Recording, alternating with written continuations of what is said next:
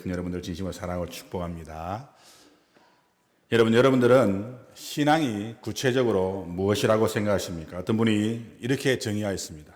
신앙이란 어떤 구체적인 신조를 지지하는 것이 아니며 아무 변화 없이 고정되어 있지 않다. 진정 살아있는 신앙은 회심의 순간 하나님의 지위에서 벗어났으나 다시 그 지위를 찾으려 끊임없이 애쓰는 나와 버리는 영원한 싸움이다 라고 말합니다. 여러분 어떻습니까? 여러분들은 이 말씀에 동의를 하십니까? 신앙은 어떤 신조가 아니라는 겁니다. 다시 말해 내가 믿고 있는 어떤 생각을 지지하는 것이 아니라 하나님의 자녀라는 그 지위를 회복하려고 끊임없이 벌이는 영원한 나와의 싸움이 바로 신앙이라는 겁니다. 네, 여러분 문제는 대부분의 성도들이 그러한 싸움에서 백전백패하고 있다는 겁니다. 왜 그렇습니까? 그것은 신앙을 그냥 하나의 신조로만, 다시 말해 하나의 고백으로만 남기 때문입니다. 여러분 오늘 이 시대를 불확실성의 시대라고 부릅니다. 왜냐하면 지금의 이 시대는 어느 것 하나 우리에게 확신을 주는 것이 하나도 없기 때문입니다. 정치면 정치, 경제면 경제, 사회면 사회, 모두가 다 우리에게 아무런 확신을 주지 못하고 있습니다. 심지어 각 개인에게도 그의 미래는 불확실하여 흔들리고 변화하고 있다는 것입니다. 그래서 어떤 면에서는 지금의 이 시대가 성경에서 말하는 중간기와 같은 그러한 시대가 아닌가 생각되어지기도 합니다. 여러분 성경에서 말하는 중간기의 대표적인 모습이 무엇이었습니까? 그것은 암흑이었습니다. 다시 말해 아무것도 보이지 않는다는 겁니다. 그리고 침묵이었습니다. 다시 말해 아무것도 들리지 않는다는 겁니다. 근데 여러분 더 큰 문제가 무엇인지 아십니까? 그럼에도 불구하고 우리가 전혀 두려워하지 않는다는 겁니다. 여러분 지난 시간 우리는 복음 안에서는 하나님의 의가 반드시 나타나야 하며 죄 안에서는 하나님의 진노가 나타난다고 말씀을 드렸습니다. 다시 말해서 마음을 다하고 목숨을 다하고 힘을 다하여 하나님을 사랑하지 않으면 그것이 바로 죄 안에 거하는 삶이며 하나님을 믿는다고 하면서도 준비된 마음 없이 예배드리고 찬양하고 예배를 드리는 것이 바로 제 안에 거하는 삶이라고 말씀을 드렸습니다. 그래서 그러한 죄인들을 향해 하나님께서는 진노를 하신다는 겁니다. 다시 말해 더 이상 사랑의 하나님이 아니요 용서의 하나님만이 아니요 은혜의 하나님만이 아닌 진노하시는 하나님이 되신다는 겁니다. 근데 문제는 정작 우리는 무서워하지 않는다는 겁니다. 왜냐하면 지난번에 말씀을 드렸지만 하나님의 진노는 즉각적으로 임하는 진노가 아니라 마지막 날까지 쌓아두는 그러한 진노이기 때문입니다. 물론 어떤 면에서는 즉각적으로 진노하시기도 하십니다. 하지만 더 무서운 진노가 바로 유기라는 것입니다. 다시 말해 아무것도 하지 않으신다는 것입니다. 근데 문제는 하나님께서 그렇게 하신다고 내가 죄를 지어도 괜찮다는 의미가 아닐 것인데 사람들이 내가 그렇게 살아도 지금 당장 나에게 어떤 일이 일어나지 않기 때문에 전혀 두려워하고 있지 않다는 것입니다.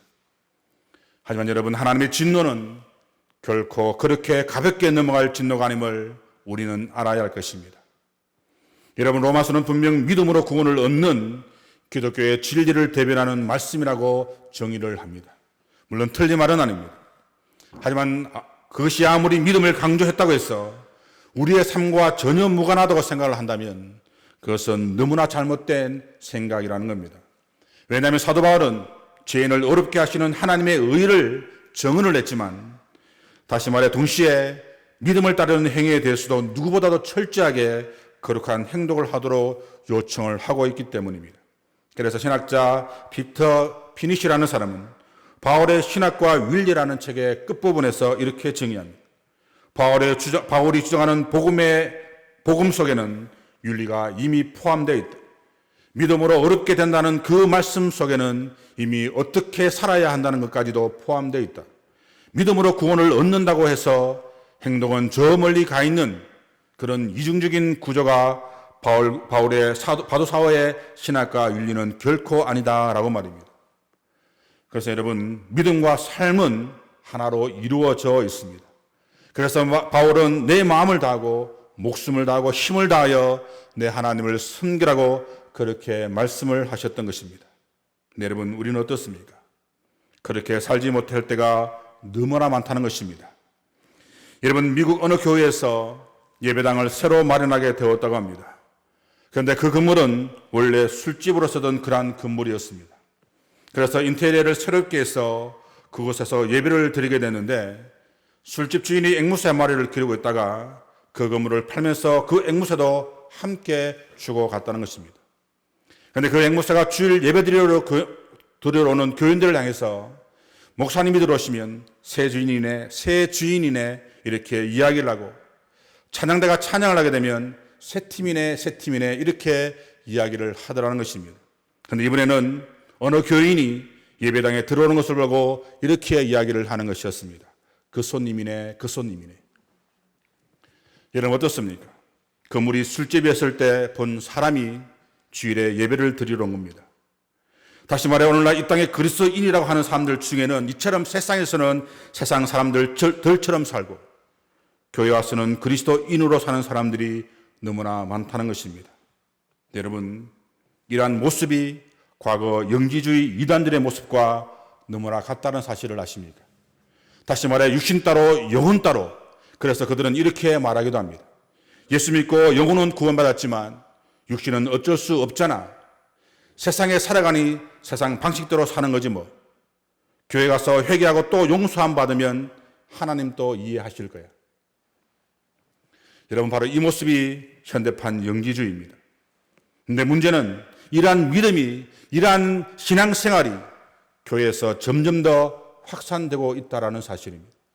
참 여러분, 그들이 왜 그렇게 살아가는 것이겠습니까? 그것은 자신이 하나님과 완전히 하나 되었다는 사실을 믿지 않고 있기 때문입니다. 예수님께서 마음에 오셨지만, 그래서 입으로는 예수님을 주님이라고 시인하는지는 모르겠지만 예수님 따로 나 따로인 삶을 살고 있는 것입니다. 여러분, 흔히 영지주의자들은 인간 예수 안에 하나님의 영과 인간 예수가 따로 있다고 그렇게 생각을 합니다. 그러니 나는 예수를 믿어. 그러니 예수께서 내 마음에 오셨겠지. 하지만 나는 나고 예수는 예수님이야. 이렇게 생각을 한다는 겁니다.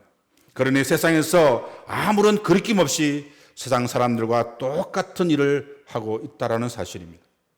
하지만 여러분, 예수를 믿는다는 것은 예수님과 함께 죽고 예수님과 함께 사는 것을 이야기하는 것입니다. 그것이 바로 성육신의 삶이라는 겁니다. 그런데 예수를 믿는다고 하면서도 말 따로 행동인 따로인 삶을 사는 사람들이 너무나 많습니다.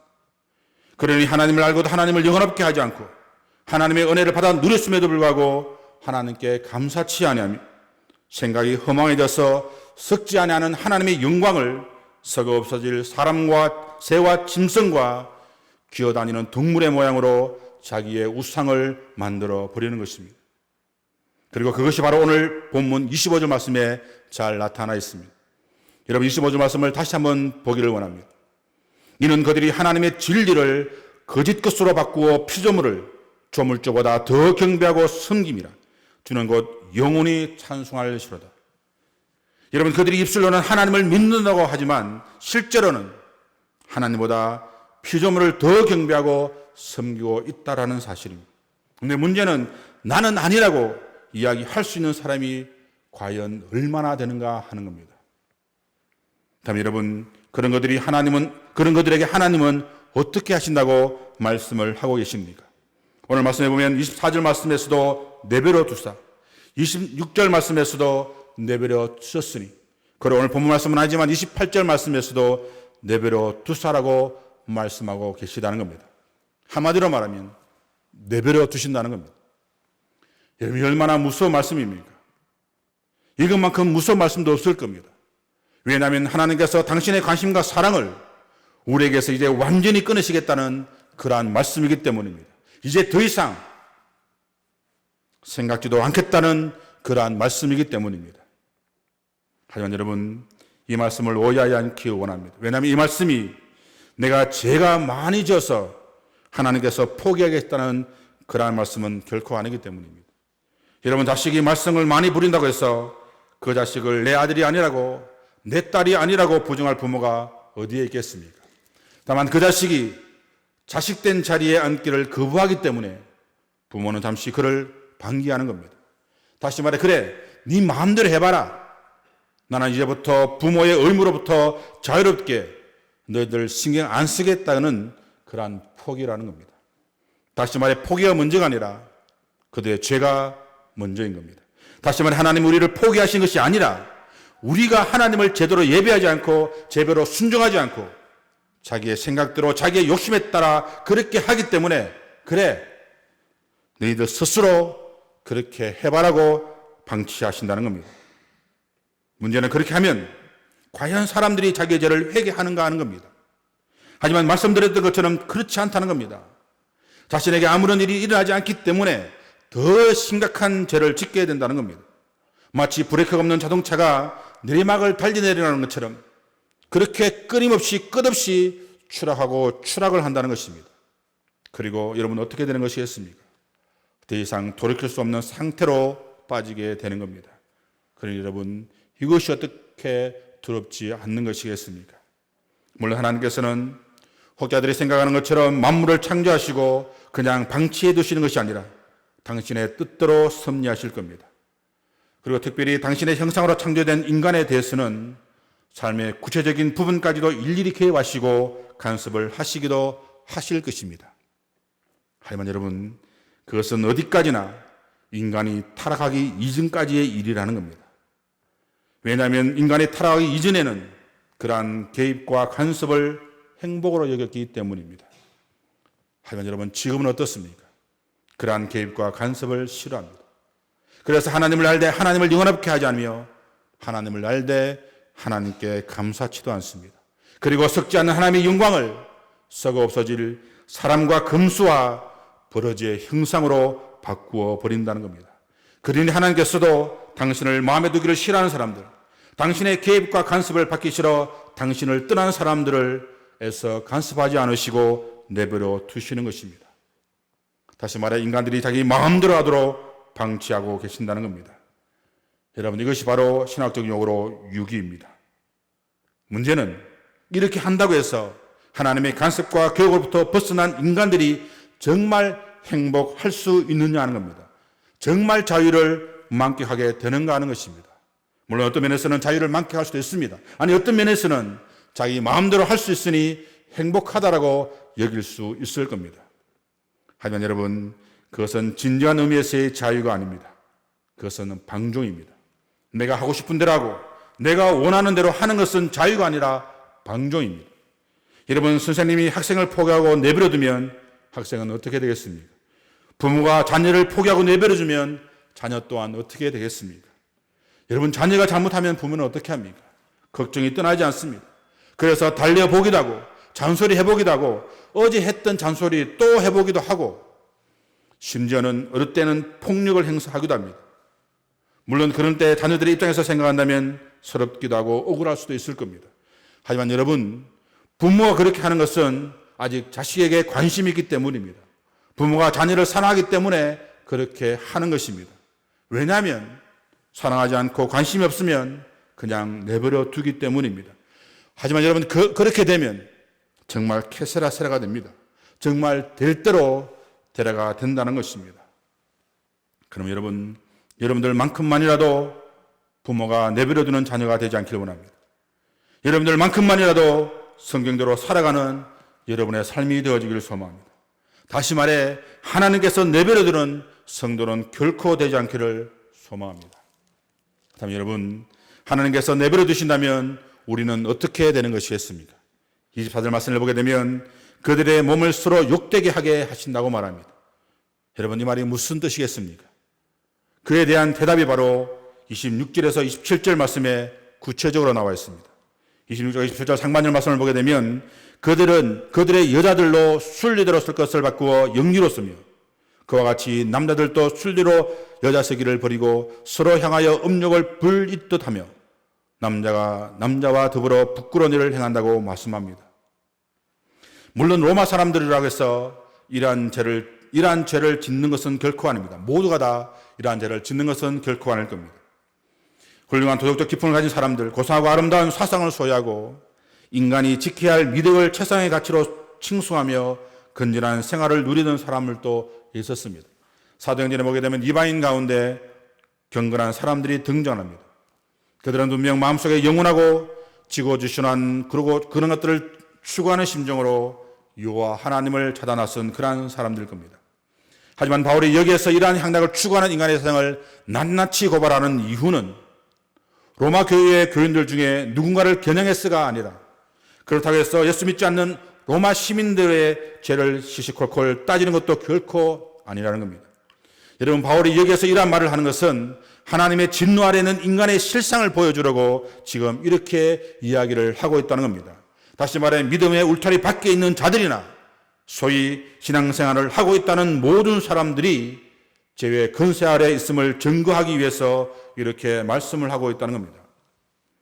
여러분, 리차드 포스터가 쓴 돈과 성과 권력이라는 책에 보면 이 셋은 우리 인간 사이에서 뗄 수 없는 마력을 지닌 것이기 때문에 우리 기독교인들이 돈과 성과 권력에 대하여 올바른 이해를 가지고 있지 않으면 하나님께 주신 복의 도구를 악마의 도구로 타락시킨다라고 그렇게 이야기하기도 했습니다. 여러분, 돈은 권력입니다. 권력을 가지면 또한 돈이 생깁니다. 과거 본인 성과 같이 성을 이용해서 돈과 권력을 손에 넣을 수도 있습니다. 물론 긍정적으로 생각하면 돈으로 우리는 여러 가지 사업을 할 수도 있고 인간의 성은 아름다워서 가정과 자녀를 갖게 하고 권력을 통해서 공동체 문제를 해결할 수도 있습니다. 하지만 돈과 성과 권력은 마성적인 힘을 지니고 있기 때문에 그것에 사로잡히게 되면 인간의 내면에 지어지지 않는 욕망의 회로가 작동하게 된다는 사실입니다. 그래서 돈에 사로잡힌 사람은 철저하게 계산적이며 자기만을 아는 이기적인 사람이 되어서 자신만의 생각으로 자신만의 방식으로 그렇게 살아가게 된다는 겁니다. 그리고 성에 중독된 사람은 채워지지 않는 욕망의 가급함을 쫓아서 인간으로서의 건강함을 잊어버리고 점차 껍데기만 남는 그러한 사람으로 바뀌게 됩니다. 그리고 권력에 맞들인 사람은 지배하고 존중하려는 권력의 충동에 따라서 조종하려는 권력의 충동에 따라서 섬기고 봉사해야함에도 불구하고 지배하고 조종하려고만 한다는 것입니다. 근데 문제는 오늘 이 시대의 사람들이 하나님보다 더 사랑하게 될 확률이 높은 것이 바로 이 돈과 성과 권력이라는 겁니다. 어제 뉴스를 보다 어떤 기독교 정치인이 동성애를 그렇게 반대하더니 어떤 권력을 잡기 위해서 이제는 생각이 바뀌었다라고 하는 인터뷰를 보면서 권력의 무서움을 새삼 느끼게 되기도 했습니다. 문제는 어리석은 사람들은 이러한 돈과 성과 권력을 이길 수 있다라고 생각을 한다는 것입니다. 하지만 여러분, 결코 그렇지 않습니다. 그래서 기독교인들에게 가장 위험한 윤리적 태도가 바로 이중기존이라고 이야기하는 겁니다. 다시 말해 진리의 하나님을 믿는 것 따로 사는 것 따로 이렇게 이중적인 삶을 스스로 용납을 한다는 겁니다. 여러분, 그것이 바로 술리를 바꾸어 영리로 서는 것과 같다는 겁니다. 여러분, 술리로 쓴다는 것은 분명 자연적인 사용을 이용하는 겁니다. 그다음에 여러분, 영리로 쓴다는 것은 무엇을 의미하는 것이겠습니까? 그것은 하나님의 창조 질서를 역으로 바꾸어 사용하는 것으로서 하나님의 창조 질서를 파괴하는 그러한 방식이 바로 영리로 쓰는 것입니다. 그리고 그 대표적인 모습이 바로 여자는 여자와 남자는 남자와의 동성애를 한다는 것입니다. 물론 하나님께서 내버려 두시게 된다면 이러한 죄만 짓는 것은 결코 아닙니다. 앞으로 살펴볼 29절과 30절 그리고 31절 말씀 보면 계속적으로 여러 가지 죄악들이 열거되어 있습니다. 다만 바울은 이러한 남녀의 관계를 단순히 성적인 관계로 본 것이 아니라 인간관계 전체의 문제로 보고 있는 것입니다. 다시 말해 하나님께서 그냥 내버려 두시게 되면 이처럼 여러 가지 죄악에 빠지게 된다는 것입니다. 그리고 그중에서도 가장 기본이 되는 것이 바로 성적으로 타락을 하게 되는 것입니다. 여러분, 성에 대해서 성경은 뭐라고 말하고 있습니까? 하나님께서 천지를 창조하시고 우리 인간을 지으셨을 때 너무나 기뻐하고 기뻐했다라고 말씀합니다. 창세기 1장 27절 28절 말씀을 보게 되면 하나님이 사람을 창조하시되 남자와 여자로 창조하시고 하나님이 그들에게 복을 주시며 하나님이 그들에게 이르시되 생육하고 번성하여 땅에 충만하라고 그렇게 말씀을 하셨습니다. 그리고 2장 24절 말씀에서도 하나님께서는 최초의 주례사를 하십니다. 남자가 부모를 떠나 그의 아내와 합하여 둘이 한 몸을 이룰지라라고 말입니다. 여러분, 이것이 바로 순리입니다. 다시 말 하나님께서는 그 어디에서도 사람을 중성으로 만들지 않으셨으며 반드시 남녀로 결혼하게 하셨다라는 겁니다. 그런데 그것을 영리로 바꾸어 여자와 여자가, 남자와 남자가, 심지어 사람과 짐승의 결혼이 합법화되고 있는 실정입니다. 물론 지금의 우리들은 그것을 잘 느끼지 못할 수도 있습니다. 하지만 지금 전 세계에서 일어나고 있는 일을 보게 되면 그 심각성이 우리의 상상을 초월한다는 겁니다. 요 근래 학생들을 대상으로 동거에 대해서 설문지를 조사를 했는데 다들 아시겠지만 10명 중에 7명이 결혼 전 동거에 대해서 전혀 문제가 되지 않는다라고 그렇게 답을 했다고 합니다. 물론 현실은 더 심각할 것이라고 저는 생각합니다. 하지만 여러분, 성경은 분명 남자와 여자가 부모를 떠났을 때, 다시 말해 결혼을 제외한 모든 성관계는 죄라고 말씀을 하고 있다는 겁니다. 그 중에서도 동성간의 죄는 사형이라고 규정을 하고 있다는 겁니다. 레위기 20장 13절 말씀을 보게 되면 누구든지 여인과 동침하듯 남자와 동침하면 둘 다 가정한 일을 행한 것인즉 반드시 죽일지니 자기의 피가 자기에게로 돌아가리라. 그리고 신약성경 고린도전서 6장 9절에서 10절까지의 말씀에서도 불의한 자가 하나님의 나라를 유업으로 받지 못할 줄 알지 못하느냐, 미혹을 받지 말라. 음행하는 자나 우상 숭배하는 자나 간음하는 자나 탐색하는 자나 남색하는 자나 도적이나 탐욕을 부리는 자나 술 취하는 자나 모욕하는 자나 속여 빼앗는 자들은 하나님의 나라를 유업으로 받지 못한다라고 말씀하고 있다는 겁니다. 문제는 시대를 막론하고 이 하나님의 진리를 영리로 바꾸는 사람들은 꾸준히 있어 왔다는 겁니다. 그 대표적인 것이 바로 소돔과 고모라일 겁니다. 아브라함 시대의 어느 날 하나님의 천사가 이 성에 들어오게 됩니다. 왜냐하면 심판전에 아브라함의 조카인 롯을 구원하기 위해서였습니다. 여러분, 밤이 되자 상황은 급변하게 됩니다. 왜냐하면 소돔성에 있는 남자 어른들하고 아이들이 이 집에 횃불을 들고 몰려들었기 때문입니다. 그리고 어떻게 이야기합니까? 이 집에 들어온 남자를 내어놓으라는 겁니다. 그리고 우리가 그들과 상관하겠다는 겁니다. 여러분, 상관하겠다는 것이 무엇을 말하는 것이겠습니까? 관계를 갖겠다는 겁니다. 그래서 하나님께서는 그들의 눈을 멀게 하셨고, 그리고 그 다음날 하나님께서는 하늘을 열어 유황과 불을 빛처럼 내려서 그 성을 완전히 잿더미로 만드셨다는 겁니다. 그래서 나중에 고대 유적을 발굴하던 고고학자들이 부엘세바나 세겜 등에서 구약에 나오는 여러 곳의 장소를 찾아냈지만 소돔과 고모라는 찾지 못했다는 겁니다. 왜냐하면 하나님께서 그것을 완전히 잿더미로 만드셨기 때문입니다. 그리고 사사기에서도 이와 비슷한 내용이 나옵니다. 사사기 19장에 보면 기브아라는 곳이 나오는데 기브아는 베냐민 지파가 속한 그러한 성이었습니다.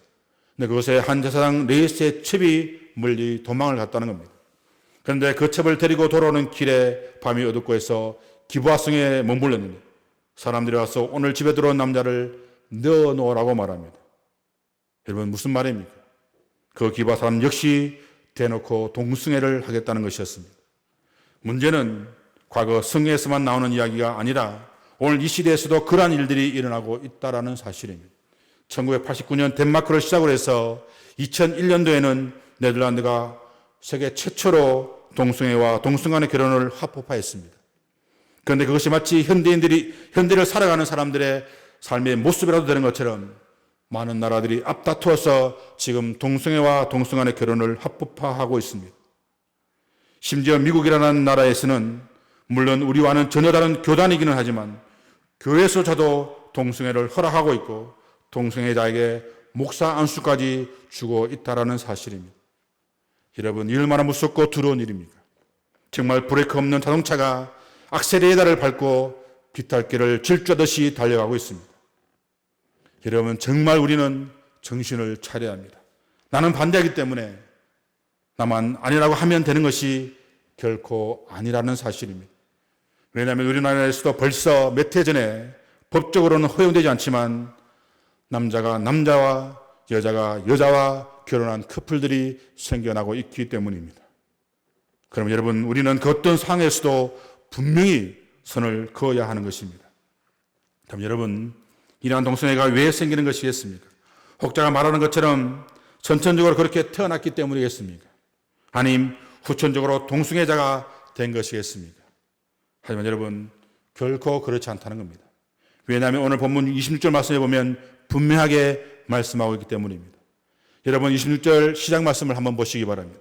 제일 처음에 시작이 이때에, 다시 말해서 성적 영리 현상은 인간의 창조주 하나님보다 피조물을 더 경배하고 섬긴 결과로 나타나게 되었다는 것입니다.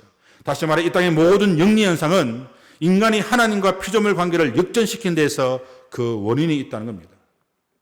그래서 여러분, 이 땅의 모든 영리 현상은 인간이 하나님과의 관계를 바르게 하지 못한 데에서 온 것입니다. 다시 말해 하나님께서 이 땅을 내버려 두신 결과로 이러한 현상이 생기고 있다는 사실입니다. 여러분, 어떻게 해야 하는 것이겠습니까? 순리로 돌려야 하는 겁니다. 물론 어떤 사람들은 질병이나 암과 같이 이 또한 치료를 해야 한다고 말합니다. 물론 치료를 해야 할 겁니다. 그리고 치료하면 분명 치료가 된다고도 이야기를 합니다. 하지만 여러분, 그러한 방법으로는 결코 근본적인 문제를 해결할 수 없다라는 것입니다. 왜냐하면 이것은 순리를 영리로 바꾸었기 때문에 생긴 문제이기 때문입니다. 그럼 어떻게 하는 것이겠습니까? 여러분, 우리가 바로 서야 합니다. 그리고 우리를 통해서 모든 사람들이 다시 하나님께로 돌아오게 만들어야 한다는 겁니다. 왜냐하면 누구든지 그리스도 안에 있으면 새로운 피조물이 될 수 있기 때문입니다. 그러니 여러분, 우리가 바로 서야 합니다. 그리고 그들을 사랑하고 이해하고 거기에서 빠져나올 수 있도록 우리가 도와주어야 합니다. 여러분, 이것이 바로 우리가 해야 할 막중한 사명이라는 겁니다. 그럼 여러분, 먼저 나부터 하나님께서 내버려 두는 그한 자녀가 아니라 모든 말씀에 순종함으로 주님의 자녀다운 삶을 살아가야 할 것입니다. 그리고 그렇게 할 때 나를 통해 삐뚤어지고 어긋난 것들이 새로워지는 놀라운 은혜를 경험하게 될 겁니다. 그리고 마지막으로 생각해 볼 것이 바로 27절 끝부분에 있는 그들의 그릇 때문에 상당한 보응을 그들 자신이 받았느니라 라는 말씀입니다. 여러분, 무엇을 말하는 것이겠습니까? 합당한 벌을 받았다는 것입니다. 그래서 여러분, 성경과 역사를 보게 되면 동성애는 가장 타락한 시대에 가장 활발하게 일어난 것을 볼 수 있습니다. 과거 대제국이었던 그러한 로마의 초창기 황제 15명 가운데 14명이 동성애자였다는 사실을 보면 알 수 있습니다. 그들은 신의 성품을 미화해서 그리스 로마의 신화에서 나오는 아름다운 여신과 남신들이 누리는 그러한 쾌락을 황제도 누릴 수 있다는 것으로 미화를 했습니다. 하지만 여러분, 이 동성애의 결과는 심판이었습니다.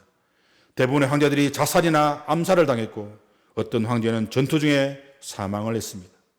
그래서 세계에서 가장 위험했던 직업이 바로 로마 황제라는 이야기까지 나왔다라는 사실입니다.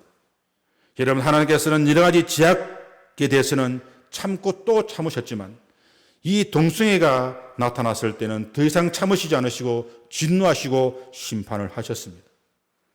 그럼 여러분, 하나님께서 진노하실 때까지 제약 가운데 거하는 삶이 아니라 성경에 나와 있는 것처럼 처음부터 악은 그 모양으로 버리는 그러한 삶을 살아가는 우리의 삶이 되어야 할 것입니다. 사랑하는 성도 여러분, 오늘 말씀을 통해 우리가 알 수 있는 것처럼 하나님의 유기는 우리가 감당할 수 없는 너무나 큰 고통이며 아픔이며 감당할 수 없는 그러한 고난일 겁니다. 그런데 그러한 삶이 바로 하나님을 섬길 수 있는데도 하나님을 섬기지 아니하고 하나님을 영원하게도 아지하며 하나님께 감사치도 않으면서 도리어 자신만의 우상을 만들어서 그것을 하나님보다 더 높이는 그러한 삶을 살아간다라는 사실입니다. 그런데 문제는 여러분, 대부분 우리의 삶이 바로 그러한 삶을 살고 있다라는 사실입니다. 하지만 더 큰 문제는 우리가 그렇게 살고 있으면서도 그렇게 살고 있는 것조차도 깨닫지 못하고 있다라는 사실입니다. 여러분, 하나님의 유기는 우리의 인간성을 철저하게 파괴합니다. 그래서 우리가 무엇을 하는 것조차도 깨닫지 못하게 만들어버립니다. 그 대표적인 행위가 바로 성적인 지향이고 그 중에서도 가장 대표적인 것이 바로 동성애입니다. 하지만 여러분, 여기에서 한 가지 기억해야 할 것은 여기서 말하는 이 동성애가 말 그대로 동성애를 뜻하는 것이기도 하지만 성적인 문제는 사람의 가장 기본적인 죄악을 말하고 있다라는 사실입니다. 다시 말해서 내가 동성애자가 아니기 때문에, 내가 동성애를 싫어하기 때문에 나와는 상관없는 그러한 말씀으로 들으면 결코 안 된다는 겁니다. 기본이 무너져 있다는 겁니다. 하나님을 사랑하는 그러한 기본이, 하나님을 믿는 기본이 우리가 무너져 있다는 데서 생긴 말씀이라는 사실을 우리가 기억해야 한다는 것입니다. 여러분, 말세가 되면 짐승의 표가 나올 것이라고 말합니다. 그럼 여러분, 그 짐승의 표가 무엇이겠습니까? 그것이 바로 돈과 성과 권력으로 상징되어지는 타락의 표시입니다. 다시 말해 기독교인들이 이 사회 속에서 결코 무시할 수 없는 것, 그래서 그것을 위해서 하나님보다 더 높일 수 있는 것, 그것이 바로 돈과 성과 권력이라는 겁니다. 문제는 그러한 강력한 적 앞에 우리의 얄팍하고 피상적인 전략으로는 결코 그들을 이길 수 없다라는 사실입니다. 그럼 여러분, 우리는 철저히 말씀 앞에 서야 합니다. 그리고 철저하게 말씀에 순종하는 삶을 살아가야 합니다. 여러분, 그렇게 할 때만이 우리가 주님 안에서 새로운 피조물로 그들과 싸워 승리할 수 있게 되는 것입니다. 그럼 오늘 하루의 삶 가운데서도 하나님이 나를 버리시는 그런 삶이 아니라 우리가 세상을 버리고 말씀에 철저히 무장해서 욥의 고백처럼 죄를 멀리하고 죄에서 떠난 자가 되어서 하나님의 간섭과 하나님의 개입이 싫고 짜증나는 것이 아니라 그를 통해서 다시 한번 진정한 행복을 누리는 우리의 삶이 되어야 할 것입니다. 오늘 하루의 삶 가운데서도 그러한 은혜로 살아가시는 여러분의 삶들이 다 되어지길 주님의 이름으로 축원해 드립니다. 기도하시겠습니다.